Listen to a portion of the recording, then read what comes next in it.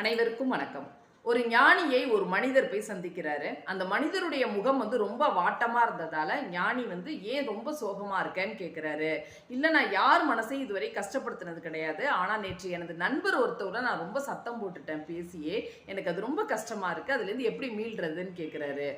ஞானி ஒரு பஞ்சுகள் நிரம்பிய ஒரு பைய கொடுத்து, அந்த மலை தெரியுது இல்லையா? அது உச்சியில நின்னு எல்லா பஞ்சையும் கொட்டிட்டு வான்னு சொல்றாரு. இவரும் அப்படியே செஞ்சுட்டு வந்துடுறாரு. இன்னொரு பைய கொடுத்து, "நீ கொட்டின பஞ்சு எல்லாம் கீழ கிடக்கு பாரு, அதெல்லாம் எடுத்துட்டு வா" அப்படின்னு சொல்றாரு. இவரும் போயிட்டு அள்ள முடியாம உடையாடுறாரு. "என்னால அள்ள முடியல, எல்லாம் பறந்து போச்சு காத்துல" அப்படின்னு சொல்றாரு. இப்படித்தான் நீ பேசின வார்த்தைகள் எல்லாம் அவருடைய மனசுக்கு போயிருக்கும். அது உதிர்ந்தது உதிர்ந்தது தான், அது ஒண்ணுமே நீ பண்ண முடியாதுன்னு சொல்லி அனுப்பிச்சிடுறாரு. இப்படித்தான் சில நேரங்கள்ல நம்ம கோபமா இருக்கிறப்ப அந்த கோபத்தை வெளிப்படுத்துறோம்னு எல்லா வார்த்தைகளும் பேசிடுறோம். இது வேண்டாத ஒரு மன வருத்தத்தை தான் ஏற்படுத்தும். அதற்கு அந்த கோபமான நேரங்கள்ல வார்த்தைகளை தவிர்த்து விட்டு மௌனமாய் இருக்க பழகிக் கொள்ளலாம். நன்றி.